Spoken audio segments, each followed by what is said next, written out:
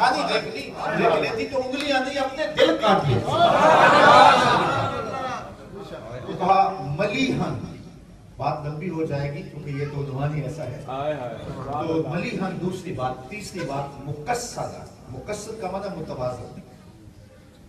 ابل الذرائین والساعدین والذنبین، مبارک ہاتھ کلائیاں بازو بالکل برابر. سواء الصدر والبطن، حضور سینہ اور پیٹ برابر. سینہ آگے ہو پیٹ چپکا ہوا ہو تو یہ بھی حسن کو متاثر کرتا ہے. پیٹ اٹھا ہوا ہو سینہ اندر ہو تو پھر بھی یہ مناسب نہیں ہوتا. حضور متوازن تھے. اس تک قد نور حضور کا کان رسول اللہ صلی اللہ علیہ وسلم لیسا بالطویل الممخض ولا بالکثیر المتردد.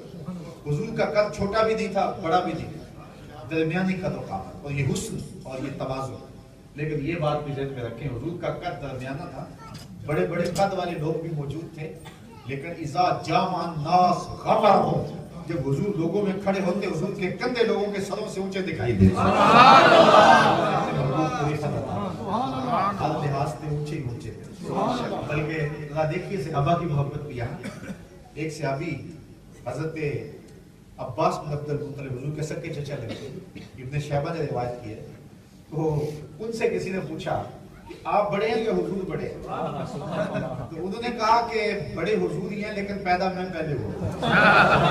پیدا پہلے میں ہوا تھا. بلکہ ایک صحابی روایت کرتے کرتے حضور نے انگلیوں سے اشارہ کر کے کہا ایسے ایسے ایسے، تو انہوں نے اشارہ کیا کہ حضور نے ایسے فرمایا تھا. پھر کہا غلط فہمی کا میں مبتلا نہ ہو جانا، میری انگلیاں حضور کی انگلیوں سے چھوٹی ہیں. اصل دین نام ہی ادب کا ہے. نام ہی ادب. ادب نہیں ہے تو کچھ بھی نہیں. پورا دین ہی ادب. ادب کا نام دین ہے. اللہ